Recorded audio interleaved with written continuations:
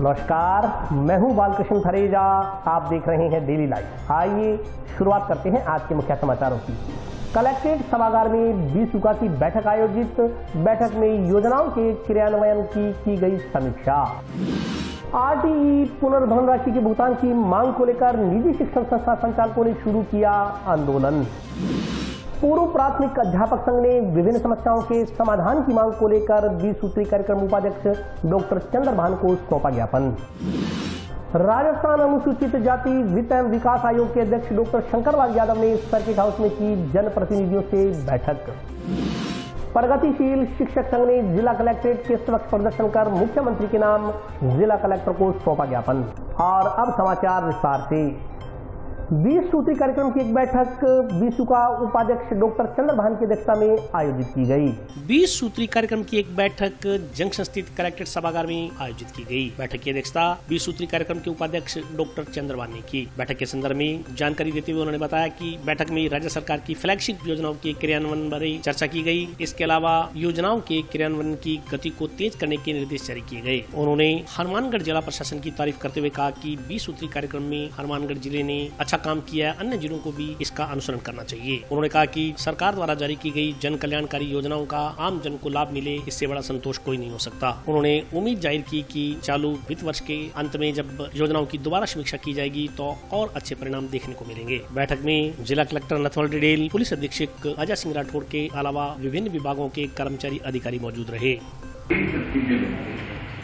उनके पास खाने के लिए अनाज नहीं होता, पीने के लिए पानी की दिक्कत है, बिजली की तो सोच भी नहीं सकते,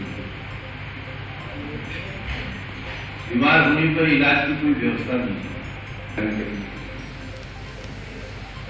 लेकिन आज आप देखते हो चाहे वो 20 सूत्री कार्यक्रम के सूत्र कार्यक्रम योजनाएं हो, केंद्र सरकार की कार्यक्रम हो, राजस्थान सरकार की इस कार्यक्रम को सपोर्ट करती हुई आम जन को राहत देने, कोविड भी बीच में आया, बहुत बड़ी महामारी।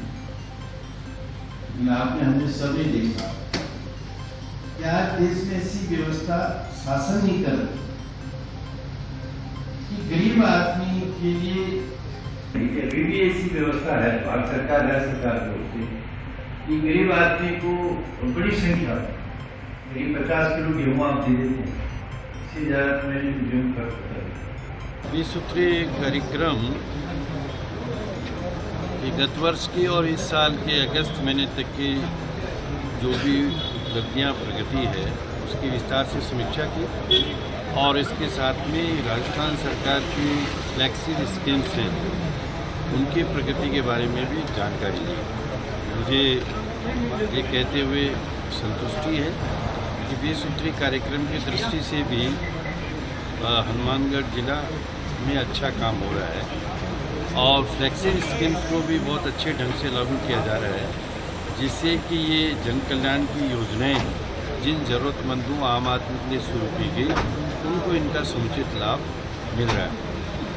मीटिंग के बाद में जिला कलेक्टर महोदय ने आश्वस्त किया है कि ये जो वित्त वर्ष अभी चालू है 2022 और 2023 में 20 पॉइंट प्रोग्राम के अचीवमेंट की दृष्टि से इस वित्त वर्ष में बहुत अच्छे की श्रेणी में जिला रहेगा और फ्लैक्सिब स्कीम्स जिनमें कई करीब 28-29 स्कीम हैं, जिन स्कीम्स में थोड़ी जिले की रैंकिंग थोड़ी पीछे है उसमें भी सुधार किया जाएगा। आरटीई की पुनर्धन राशि का भुगतान करने की मांग को लेकर निजी शिक्षण संस्था संचालकों ने शुक्रवार को जंक्शन में जिला शिक्षा अधिकारी कार्यालय के सामने धरना शुरू किया।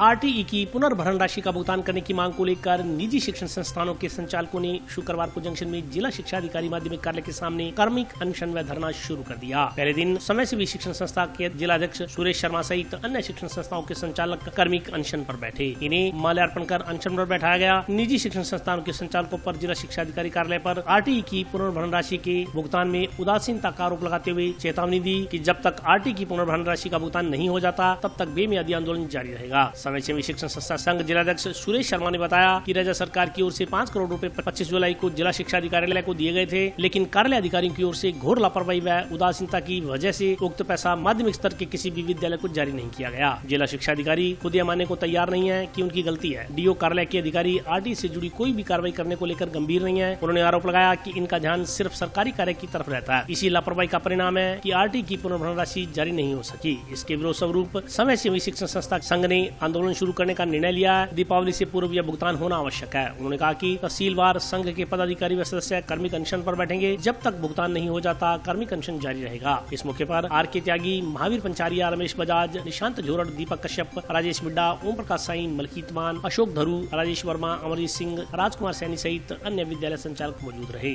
हमारा आरटी का भुगतान था वो डीओ को इसकी लापरवाही से नहीं हो सका और बजट है वो सरकार ने वापस ले लिया। इस समय स्कूलों की हालत बहुत ही नाजुक है क्योंकि इधर फसल वगैरह खराब हो चुकी है और पिछले वर्ष का जो आरटी का पैसा था वो अभी तक भुगतान नहीं है और स्कूलों की इसको बहुत ही आवश्यकता है क्योंकि इस समय दीपावली का त्यौहार आ रहा है, स्टाफ को पेमेंट वगैरह करनी है, सभी चीज़ों के लिए पेमेंट की आवश्यकता है। तो हम इसलिए धरने पर बैठे हैं कि हमारा भुगतान है वो दिवाली से पहले किया जाए ताकि हम अपना जो स्टाफ को है वो पेमेंट कर सकें। फसल खराब होने की वजह से पेमेंट स्कूलों में वैसे कम तो कुछ सहयोग हो जाता है। प्राइवेट स्कूल एसोसिएशन SRS जिला हनुमानगढ़ के पदाधिकारी आज डीओ माध्यमिक कार्यालय के सामने हम क्रमिक अनशन पर बैठे हैं। 25 जुलाई को राज्य सरकार ने शिक्षा विभाग के माध्यम से 5 करोड़ रुपया इनको दिया कि आप इनको प्राइवेट स्कूलों को आरटी का भुगतान करना है, लेकिन कुछ संस्थाओं को जो पुराने थे 19, 20, 20, 21 के उनको 10-20 संस्थाओं को दे पाए। बाकी पैसा करीब 75 दिन तक इनके पास पड़ा रहा। इनसे कहासुनी करके रिक्वेस्ट करके इनके पास घेराव करके बिल बनाए गए और जब तक वो ट्रेजरी में बिल पहुंचे तो ट्रेजरी ने आक्षेप लगा के वापस कर दिया कि बजट इनसफिशिएंट होने की वजह से भुगतान कर पाना संभव नहीं है। पता लगा जो बजट है वो वापस हो गया। तो इसलिए हमारा एक क्रमिक अनशन है, जब तक हमको पैसा नहीं मिलेगा हमारा क्रमिक अनशन जारी रहेगा। इनकी घोर लापरवाही जिला कार्यालय की और उदासीनता की वजह से जो उसका जो परिणाम है वो प्राइवेट स्कूल भुगत रहे हैं। जिला मुख्यालय के निकटवर्ती ग्राम पंचायत 2 KNJ की एक विधवा महिला अपने पति का मृत्यु प्रमाण पत्र बनवाने के लिए दर-दर की ठोकरें खाने को मजबूर है। जिला मुख्यालय की निकटवर्ती ग्राम पंचायत 2 KNJ की एक विधवा महिला अपने पति की मृत्यु का प्रमाण पत्र बनवाने के लिए दर-दर की ठोकरें खाने को मजबूर है। आंगनबाड़ी केंद्र की ओर से रिपोर्ट नहीं किए जाने के कारण मृत्यु प्रमाण पत्र बनवाने में रुकावट पैदा हो रही है। ग्राम पंचायत 2 KNJ के वार्ड नंबर 13 के पंच रमणदीप सिंह ने बताया कि आर्थिक रूप से कमजोर मदन खान का परिवार वार्ड नंबर 1 में रहता है। परिवार के मुखिया मदन खान का जुलाई में देहांत हो गया था। मदन खान की पत्नी अपने पति का मृत्यु प्रमाण पत्र बनवाने के लिए ग्राम पंचायत 2 KNJ के कार्यालय में गई थी। जानकारी के अभाव में उक्त महिला को दस्तावेजों की कमी बताकर बार बार चक्कर कटवाए जा रहे हैं। उक्त महिला ने यह समस्या उन्हें बताई तो उन्होंने ग्राम पंचायत कार्यालय में बात की। आंगनबाड़ी केंद्र की ओर से अपने क्षेत्राधिकार में नहीं होने की बात कह रिपोर्ट नहीं करने के संदर्भ में उन्होंने बाल विकास विभाग से बात की तो वहां से भी कोई जवाब नहीं आया। उन्होंने बताया कि ग्राम पंचायत में आवेदन करने के किस दिन में मृत्यु प्रमाण पत्र बनवाए जाने का प्रावधान है, लेकिन अभी तक मृत्यु प्रमाण पत्र नहीं बना। मृत्यु प्रमाण पत्र के लिए वार्ड पंच, ग्राम पंचायत सरपंच व आंगनबाड़ी केंद्र की रिपोर्ट की आवश्यकता होती है। वार्ड पंच व ग्राम पंचायत सरपंच की रिपोर्ट तो इस परिवार ने करवा ली, लेकिन आंगनबाड़ी केंद्र की ओर से रिपोर्ट नहीं की जा रही। उन्होंने कहा कि आंगनबाड़ी केंद्र की लापरवाही के कारण यह परिवार दर-दर की ठोकरें खाने को मजबूर है। वहीं पीड़ित महिला ने बताया कि वह अपने पति का मृत्यु प्रमाण पत्र बनवाने के लिए चक्कर काट कर थक चुकी है। उसके 5 बच्चे हैं। उन्होंने प्रशासन से गुहार लगाई कि उसके पति का मृत्यु प्रमाण पत्र बनवा कर दिया जाए। और मैं मेरे पत्र न बनाती हूँ और कोई बनाता नहीं है। हम बहुत दुखी हैं। 5 बच्चे हैं मेरे और 20 दिन हो गए मैं ना परेशान होगी। कभी कहाँ कह रहे, कभी कहाँ कह रहे, आप थोड़ी मदद करो हमारी। मेरे पता ना होगा ना, आदमी गुजर गया उसका बना रही हूँ मैं। 3 महीने हो गए। 22 तारीख 7वां महीना बहुत गया, कचड़ी में गए, ये उधर गई पंचायत में और ये मेरे वो बनाते हैं ना वो उधर भी गई। वो भी कह रहे हैं कि वहाँ जाओ वहाँ जाओ, वहाँ भी गई। मैं जा के बहुत परेशान होगी, दुखी होगी। मैं कोई बना रही नहीं है हमारे। अब मैं कहाँ जाऊँ, मैं गरीब आदमी हूँ। ये 1-2 नंबर और 1 नंबर वार्ड, आप मेरी मदद करो, आप ये बनाओ। ये अपने गरीब परिवार से ग्राम पंचायत 2 केंजी वार्ड नंबर 1 में रहते हैं। तो इनके 2-3 दिन पहले इनके पति की मृत्यु हो गई थी। तो ये बेचारे अपने मृत्यु प्रमाण पत्र बनवाने के लिए पंचायत घर में गए थे। तो वहाँ पे इसको सही जानकारी के अभाव के कारण इनको 2-3 चक्कर कटवाए और इसमें कहते आंगनबाड़ी की रिपोर्ट करवाओ। आंगनबाड़ी वाले कहते हैं अपने हमारा तो एरिया नहीं है। तो ये बेचारे इधर भटक रहे हैं। तो फिर उन्होंने मेरे को बताया कि मैं इनसे संपर्क किया तो इनका उनसे बात की। वो कहते हैं नहीं सर इनकी रिपोर्ट करवानी पड़ेगी। फिर मैंने बाल विकास विभाग में बात की कि सर इनका अपने आंगनबाड़ी रिपोर्ट नहीं कर रहे हैं। वो भी कहते हम पता करके आपको बताएंगे, लेकिन वहाँ से जवाब आया। तो इसलिए इनको जानकारी विभाग के कारण इनको चक्कर कटवाए जा रहे हैं। तो मैं यही पहले पंचायत समिति और पंचायत प्रधान से कि इनका जल्द से जल्द इनका मतलब बनाया जाए। तो कैसे यही होती है, इसमें वार्ड पंच की रिपोर्ट हो जाती है, सरपंच की रिपोर्ट हो जाती है और आंगनबाड़ी की रिपोर्ट हो जाती है। पंचायत समिति से पता नहीं, लेकिन ये अपने पहले तो ये फॉर्मेट यहाँ पंचायत घर से रिपोर्ट होगी फिर ही जाएगा वहाँ से, लेकिन यहाँ से इनकी कोई रिपोर्ट नहीं की किसी ने। ये कहते हैं गरीब आदमी इनका अपने जो भी कार्रवाई है इनके वो नियम अनुसार पूरी है, लेकिन इनका फिर भी इनको जानकारी के भाव में इनको कहते हैं वो रिपोर्ट कराओ वो करवाओ, ये वैलिड नहीं है। मतलब सिर्फ पंचायत घर की भी है इसमें और आंगनबाड़ी विभाग की भी है, जो कहते हैं कि हमारा एरिया ही नहीं है। तो इसका सर्वे करवा कर इसका अपने सर्वे करवा के उसमें शामिल किया जाए आंगनबाड़ी के एरिया में और उनकी रिपोर्ट की जाए। मैंने कई बार ये मीटिंग में बोला कि उनका भी 1 नंबर वार्ड ग्राम पंचायत 2 केंजी और 12 नंबर वार्ड जो कि वहाँ के आंगनबाड़ी का सर्वे करवाया जाए। जो कि वहाँ का कोई जन्म मृत्यु होता है तो उसमें बहुत दिक्कत आती है और उसमें कोई रिपोर्ट नहीं करता जल्दी से। पूर्व प्राथमिक अध्यापक संघ ने विभिन्न समस्याओं के समाधान की मांग को लेकर शुक्रवार को 20 सूत्री कार्यक्रम उपाध्यक्ष डॉक्टर चंद्रभान को ज्ञापन सौंपा। पूर्व प्राथमिक शिक्षा अध्यापक पद की वेतन श्रृंखला व पदोन्नति सहित अन्य समस्याओं के समाधान के लिए इस पद को शिक्षा विभाग में मर्ज करने की मांग को लेकर राजस्थान राज्य पूर्व प्राथमिक शिक्षक संघ ने शुक्रवार को 20 सूत्री कार्यक्रम उपाध्यक्ष डॉक्टर चंद्रभान को ज्ञापन सौंपा। संघ पदाधिकारियों ने बताया कि राज्य में एनटीटी अभ्यर्थियों को तृतीय श्रेणी अध्यापक लेवल 1 पर 2008 से पूर्व पूर्णतः योग्य मानते हुए भर्ती परीक्षा में शामिल किया जाता था। 2008 में एनसीटीई के नए प्रावधान के तहत एनटीटी पाठ्यक्रम योग्यता के शिक्षकों को नर्सरी के साथ प्राथमिक स्तर की कक्षा 1 व 2 को पढ़ाए जाने तथा बीएसटीसी योग्यताधारी शिक्षकों को कक्षा 5वीं तक पढ़ाने का प्रावधान कर दिया गया। राज्य में अन्य राज्यों की भांति एनटीटी की योग्यता पर आधारित नर्सरी के साथ कक्षा 1 व 2 को पढ़ाने के लिए अलग से पद नहीं होने के कारण राज्य के एनसीटीई व राज्य सरकार की ओर से मान्यता प्राप्त प्रशिक्षण प्राप्त अभ्यर्थियों का भविष्य अंधकार में होने के कगार पर आ गया है। इसके बाद लंबे आंदोलन के बाद मुख्यमंत्री ने अपने पिछले कार्यकाल में राज्य के महिला एवं बाल विकास विभाग के अधीन आंगनबाड़ी केंद्रों के साथ प्राथमिक विद्यालयों में पढ़ाने के लिए पूर्व प्राथमिक शिक्षा अध्यापक नाम से नवीन पद के सृजन और भर्ती की बजट घोषणा 2011-12 में की थी। ज्ञापन के अनुसार प्रथम बार टीएसपी क्षेत्र के लिए 500 पदों पर भर्ती की गई। इस नवीन पद के सृजन के निर्णय में शीघ्रता के कारण इसकी वेतन श्रृंखला सेवा तथा पदोन्नति के नियम शिक्षक पद के अनुसार निर्धारित नहीं हो सके। वर्तमान में इस पद की वेतन श्रृंखला ग्रेड पे 2400 के अनुसार निर्धारित है। उन्होंने बताया कि बजट घोषणा के समय 2011 में सीएम और उच्च अधिकारियों की ओर से इस पद के सभी प्रावधान शिक्षक पद के अनुसार शीघ्र करने का आश्वासन दिया गया था, लेकिन 10 वर्षों से भी अधिक समय बीत जाने के बाद भी न्याय नहीं मिलने के कारण इस पीड़ित शिक्षक वर्ग में असंतोष पनप रहा है। इस पीड़ा के समाधान की मांग सीएमओ तथा वित्त विभाग के उच्च अधिकारियों और कैबिनेट के मंत्रियों के समक्ष बजट पूर्व अनेकों बार ज्ञापन देकर की गई थी। उनकी ओर से आश्वासन दिया गया था कि इस पद की वेतन श्रृंखला योग्यता अनुसार कर दी जाएगी। ज्ञापन में विवेकानंद मॉडल विद्यालयों में नर्सरी शिक्षा के लिए इन पूर्ण प्रशिक्षित योग्य शिक्षकों की नियुक्ति के लिए प्रावधान करने की मांग की गई है। इस मौके पर सरिता जाखड़, सुमित्रा देवी, अंजू रानी, सरिता डूडी, सुशील कुमार, विजयलक्ष्मी, वंदना, निर्मला, शंकुतला सहित अन्य शिक्षक मौजूद रहे। एनटीटी प्रदेश अध्यक्ष हमारी एक यूनियन है पूर्व प्राथमिक शिक्षकों की, और हमारे लिए कांग्रेस सरकार ने बहुत कुछ किया है और अब हमारा जो मर्जर है वो हो रहा है आईसीडीएस से शिक्षा विभाग में, और अशोक गहलोत जी ने हमारे लिए बहुत कुछ किया है। डॉक्टर चंद्रभान जी का भी बहुत ज़्यादा सपोर्ट है हमारे लिए। तो अब हमारी मुख्य जो बिंदु है वो है हमारे मर्जर के साथ ही हमारा जो ग्रेड पे है वो भी 3600 किया जाए, और इसके लिए हमें बड़ा आश्वस्त किया गया है और हमें विश्वास है कि इसी सरकार में, गहलोत की सरकार में हमारे लिए सब कुछ होगा।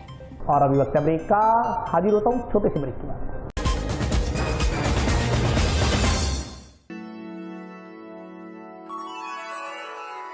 यूं तो कई बार मुझे हंसते देखा है, पर ये हंसी कुछ और है। ये गहना मुझ पर जचता है, पर ये महज एक गहना नहीं, ये रूपरेखा है मेरे मन की, हंसती खिलखिलाती लहरों की। जो आतुर थी अब तक मुझ पर सजने को। इसलिए ये गहना ही मेरा सच्चा श्रृंगार है, श्रृंगार है, श्रृंगार है।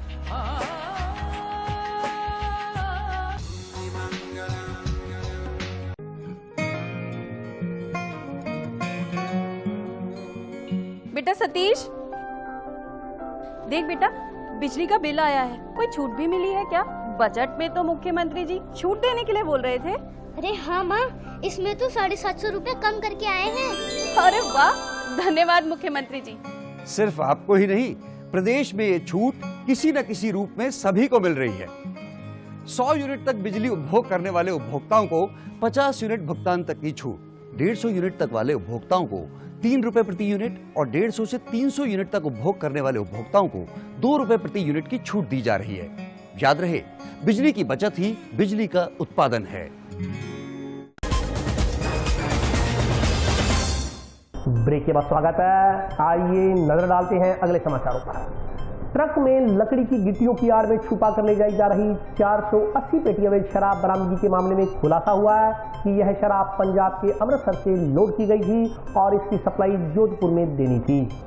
ट्रक में लकड़ी की गिट्टियों की आड़ में छुपा कर ले जाई जा रही 480 पेटी अवैध शराब बरामदगी के मामले में खुलासा हुआ है कि वह शराब पंजाब के अमृतसर से लोड की गई थी, इसकी सप्लाई जोधपुर में देनी थी। यह खुलासा आरोपी ट्रक चालक डूंगर राम पुत्र मोहन राम निवासी गांव बाछड़ाऊ जिला बाड़मेर ने सदर पुलिस की बरामदगी पूछताछ में किया है। सदर पुलिस थाना प्रभारी लखवीर सिंह गिल ने बताया कि मादक पदार्थों की रोकथाम के लिए चलाए जा रहे अभियान के तहत डबरी अठान पुलिस चौकी प्रभारी रामपाल के नेतृत्व में पुलिस टीम ने गुरुवार देर शाम को सूरतगढ़ 4 लाइन पर स्थित टोल प्लाजा के पास नाकाबंदी कर रखी थी। नाकाबंदी के दौरान पुलिस टीम ने ट्रक नंबर RJ19 GC 1154 को रुकवाकर तलाशी ली तो उसमें लकड़ी की गिट्टियां भरी हुई थी। लकड़ी की गिट्टियों के नीचे पंजाब निर्मित शराब से भरी 480 पेटियां रखी हुई थी। शराब बरामद कर मौके से ट्रक चालक डूंगराम को गिरफ्तार कर लिया गया, साथ ही ट्रक को भी जब्त कर लिया गया। बरामद की गई शराब की अनुमानित कीमत करीब 45 से 50 लाख रुपए बताई जा रही है। थाना प्रभारी ने बताया कि आरोपी डूंगराम का आपराधिक रिकॉर्ड खंगाला जा रहा है। हालांकि पूछताछ में आरोपी ने अपने खिलाफ पूर्व में किसी प्रकार का मुकदमा दर्ज नहीं होने की जानकारी दी है। आरोपी के खिलाफ आबकारी अधिनियम के तहत मुकदमा दर्ज कर अनुसंधान किया जा रहा है। अवैध जो मादक पदार्थों की रोकथाम में जो अभियान चलाया जा रहा है, उसी कड़ी में श्री रामपाल एएसआई प्रभारी पुलिस चौकी डबरी अठान द्वारा कल दौरान गश्त और नाकाबंदी डबरी टोल नाका के पास से एक ट्रक नंबर RJ19 GC 1154 में लकड़ी की गिट्टियों की आड़ में छुपा कर ले जाई जा रही कुल 480 पेटी शराब बरामद की है। और जो इसका चालक है ट्रक का डूंगरा राम, इसको गिरफ्तार किया गया है। और ये जो शराब है 480 पेटी पंजाब निर्मित है और for sale in Punjab only है। प्रथम दृष्टया उसने प्रारंभिक तौर पे पूछताछ में बताया कि अमृतसर से लेके आया वो शराब इसको जोधपुर ले जाई जानी थी और इसकी अनुमानित कीमत लगभग 45 से 50 लाख के बीच में। मुझे एक ही अरेस्ट है, पूर्व का भी इसकी क्रिमिनल हिस्ट्री है जो इसके संबंधित थाना से ली जा रही है और पूछताछ में इसने ऐसा कुछ पहले का कोई अपराध नहीं बताया अभी। इस संबंध में अनुसंधान चल रहा है अभी, नहीं बीच में कहीं ऐसी कोई सामने नहीं किसी ने नहीं रोका। राजस्थान अनुसूचित जाति एवं वित्त विकास आयोग अध्यक्ष डॉक्टर शंकरलाल यादव शुक्रवार को हनुमानगढ़ पहुंचे। यहां उन्होंने जंक्शन स्थित सर्किट हाउस में जनप्रतिनिधियों के साथ बैठक की। राजस्थान अनुसूचित जाति वित्त एवं विकास आयोग अध्यक्ष डॉक्टर शंकरलाल यादव शुक्रवार को हनुमानगढ़ पहुंचे। यहाँ उन्होंने जंक्शन सर्किट हाउस में प्रतिनिधियों के साथ बैठक की, साथ ही आमजन को राज्य सरकार की जन कल्याणकारी योजनाओं की जानकारी दी। इसके बाद परियोजना प्रबंधक के साथ बैठक की। इस दौरान मीडिया कर्मियों से बातचीत करते हुए राजस्थान अनुसूचित जाति वित्त एवं विकास आयोग अध्यक्ष डॉक्टर शंकर यादव ने बताया कि मुख्यमंत्री अशोक गहलोत ने पिछले बजट में राजस्थान की अनुसूचित जाति, जनजाति और पिछड़े वर्ग के लोगों के कल्याण के लिए कई भागीरथी योजनाएं शुरू की हैं। इन योजनाओं के माध्यम से समाज के दबे कुचले व कमजोर वर्ग को मुख्य धारा में लाने का काम शुरू किया गया है। उसी अनुरूप आयोग के माध्यम से चल रही योजनाओं की क्रियान्विति कैसे, किस रूप में हो, क्या दिक्कतें आ रही हैं, कितने लोगों को जोड़ा जा रहा है, योजनाओं का कितना प्रचार प्रसार हुआ है, कितने लोगों ने इन योजनाओं का लाभ उठाया है, भविष्य में किस तरह की कल्याणकारी योजनाएं बनाकर अनुसूचित जाति, जनजाति के लोगों को लाभान्वित किया जा सकता है आदि की श्रृंखला में राजस्थान अनुसूचित जाति वित्त एवं विकास आयोग अध्यक्ष के रूप में वे प्रदेश के सभी जिलों का दौरा कर रहे हैं। उन्होंने कहा कि इसी श्रृंखला में अधिकारियों, जनप्रतिनिधियों से संवाद किया जा रहा है, व्यक्तिगत रूप रूप से वे समय मौके पर भी जा रहे हैं। इन सब के माध्यम से मुख्यमंत्री की मंशा है कि गरीब वर्ग का कल्याण हो और सरकार की योजनाएं आखिरी छोर पर बैठे व्यक्ति तक पहुँचे। उसी अनुरूप लोगों को जोड़ने व लाभान्वित करने का प्रयास किया जा रहा है। इस दौरान जिला प्रमुख का राजेंद्र मक्का सर, मनीष गोदारा, निरंजन नायक, गौरव जैन आदि ने दोशाला उड़ाकर तथा पगड़ी पहनाकर सम्मान किया। जैसा कि आप सब लोग जानते हैं, राजस्थान में कांग्रेस की सरकार है और राजस्थान के यशस्वी मुख्यमंत्री माननीय अशोक गहलोत जी ने लगातार अपने बजटों में राजस्थान की जनता के लिए तरक्की के नए सोपान दिए हैं। कई कल्याणकारी कार्यक्रम और योजनाएं बनाई हैं जिनके माध्यम से अधिक लोगों को लाभान्वित करना है और राजस्थान राज्य को देश के अग्रणी राज्यों में शुमार करना है। आप जानते हैं कि ऐसी क्रांतिकारी योजनाएं जो राजस्थान में है देश के अन्य राज्यों में कहीं नहीं है। खास करके हम चिरंजीवी योजना की बात करें, महात्मा गांधी जो इंग्लिश मीडियम स्कूल्स हैं उनकी बात करें, इंदिरा रसोई योजना है, गरीबों के कल्याण और उत्थान के लिए योजनाएं बनी हैं। कुल मिला के राजस्थान एक क्रांतिकारी राज्य है जिसने क्रांतिकारी योजनाएं लागू करके इस राज्य को आगे बढ़ाने का प्रयास किया है। मुझे माननीय मुख्यमंत्री जी ने अनुसूचित जाति के लोगों की सेवा करने के लिए अनुसूचित जाति वित्त और विकास निगम का अध्यक्ष बनाया है और इस योजना के माध्यम से हम अधिक से अधिक दलित और आदिवासी लोगों का उत्थान करना चाहते हैं। उन कार्यक्रमों को लेकर जाना चाहते हैं जो उनके लिए लाभप्रद हो सकते हैं, उनके माध्यम से वो अपना आर्थिक उन्नयन कर सकते हैं।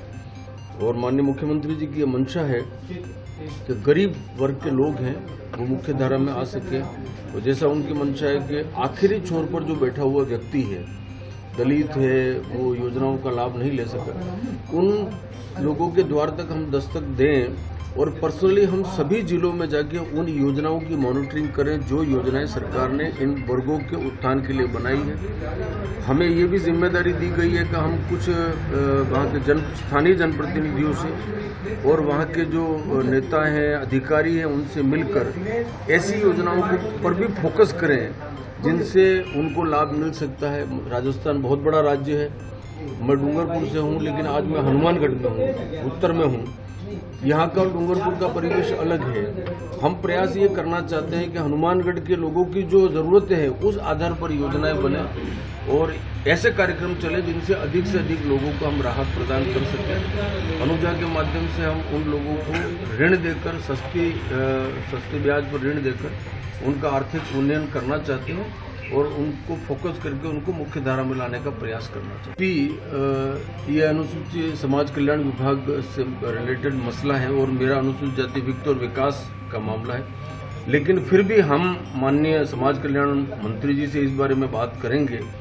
कई जगह ऐसी शिकायतें भी हमको मिली है कि छात्रावासों की स्थिति ठीक नहीं है, तो हम जहाँ भी जा रहे हैं अधिकारियों से को निर्देशित भी कर रहे हैं। छात्रावास की जो समस्या है उनका स्थायी निराकरण कैसे हो सकता है, किस रूप में हो सकता है और अधिक से अधिक लोगों को छात्रावास की फैसिलिटी हम दें और जो खास करके जो छात्रावास में रहने वाले बच्चे हैं उनकी सुख सुविधाओं का ध्यान रख के हम उनको अधिक से अधिक लाभान्वित करने का प्रयास करें। निवेदन करना चाहता हूँ कि इस बार हमने ऑनलाइन सिस्टम शुरू किया है और ऑनलाइन ही उन लोगों को जोड़कर हम करीब 100-150 योजनाएं इनसे जोड़ेंगे।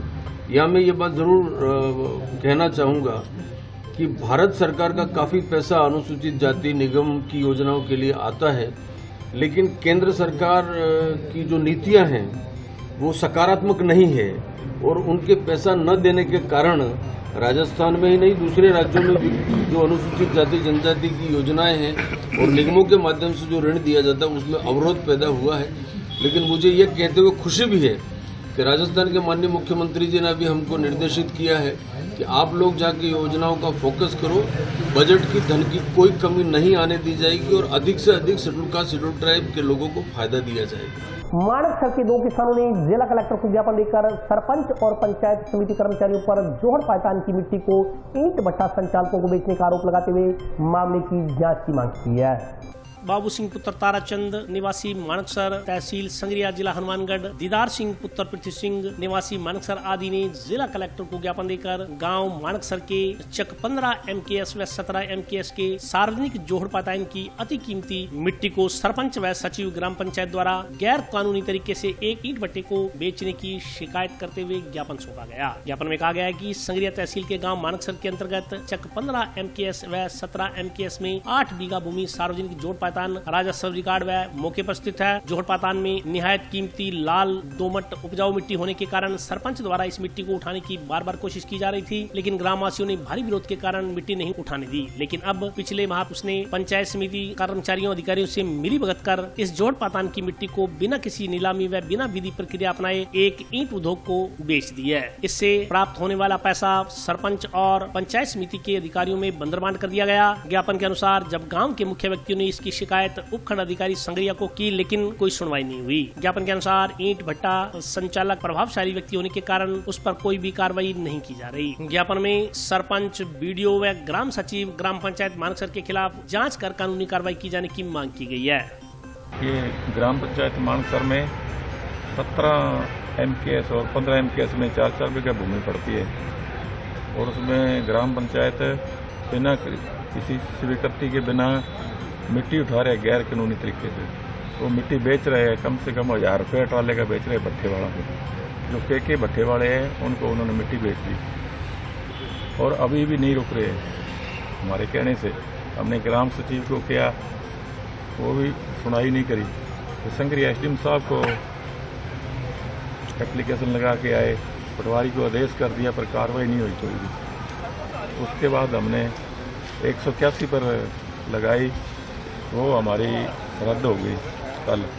कार्रवाई BDO साहब को भेजी थी और BDO साहब ने कह दिया कोई भ्रष्टाचार नहीं हुआ है, उसमें रद्द कर दी। आज कलेक्टर साहब के पास आए हैं और ये कलेक्टर साहब को दे के जाएंगे। मांग करते हैं उस पर कार्रवाई हो। ग्राम पंचायत ने जिसने मिट्टी उठाई है, गबन किया है, पे खाए हैं, जो पैसा कोई रसीद नहीं पंचायत में जमा नहीं हुआ है कहीं, ये खुद की जेब में डाल गया सरपंच, उसकी कार्रवाई हो जो बनती है। प्रगतिशील शिक्षक संघ ने जिला कलेक्ट्रेट के समक्ष प्रदर्शन कर मुख्यमंत्री के नाम का ज्ञापन जिला कलेक्टर को सौंपा। जिंदाबाद जिंदाबाद, नहीं चलेगी नहीं चलेगी, जिंदाबाद जिंदाबाद। विभिन्न मांगों को लेकर राजस्थान शिक्षक संघ ने जिला कलेक्टर के माध्यम से मुख्यमंत्री को ज्ञापन सौंपा। ज्ञापन में कहा गया है कि लंबे समय से शिक्षकों की विभिन्न लंबित समस्याओं का निराकरण नहीं किया जा रहा। पिछले 4 वर्षों से शिक्षार्थी एवं शिक्षक समस्याओं के समाधान को लेकर लगातार प्रयास कर रहे हैं, लेकिन राज्य सरकार एवं शिक्षा विभाग द्वारा समस्याओं के निराकरण को लेकर कोई सकारात्मक कदम नहीं उठाया जा रहा। ज्ञापन के अनुसार राजस्थान के आम शिक्षकों में राज्य सरकार के प्रति आक्रोश व निराशा का भाव पैदा हो रहा है। राजस्थान शिक्षक संघ प्रगतिशील जिला शाखा हनुमानगढ़ ज्ञापन के जरिए सरकार से मांग करता है कि उक्त वर्णित समस्याओं का निराकरण शीघ्र अतिशीघ्र किया जाए। ज्ञापन में चेतावनी दी गई है कि यदि समय रहते शिक्षकों की समस्याओं का निराकरण नहीं किया गया तो आंदोलन व संघर्ष को तेज किया जाएगा।